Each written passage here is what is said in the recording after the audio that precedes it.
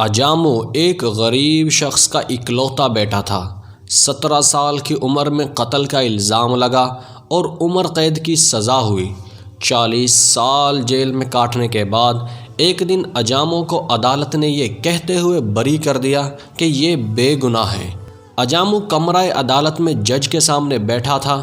جج نے ان کے آگے ایک خالی ورقہ رکھا اور ان سے کہہ دیا کہ ان 40 سالوں کے بدلے میں اس کاغذ پر جتنی چاہیں رقم لکھ دیں، ریاست آپ کو فوری ادا کرے گی۔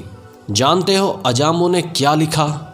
اجامو نے صرف ایک جملہ لکھا کہ جج صاحب اس قانون پر نظر ثانی کیجئے تاکہ کسی اور اجامو کی زندگی کے قیمتی 40 سال ضائع نہ ہوں۔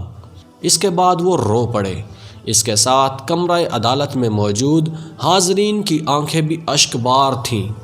یہ کمرہ عدالت میں اسی لمحے کی تصویر ہے جب اجامو کے ضبط کا بندھن ٹوٹ گیا۔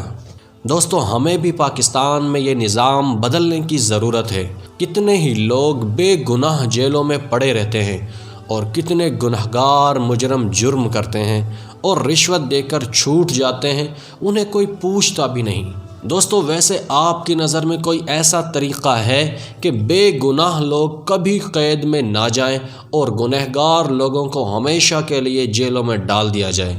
اگر آپ کے پاس کوئی ایسا طریقہ موجود ہے کہ ہر گنہگار کو اس کے کیے کی سزا ملے تو کمنٹ میں ہمیں ضرور بتانا۔ ملتے ہیں اگلی ویڈیو میں، تب تک کے لیے اجازت دیجیے۔ اللہ حافظ۔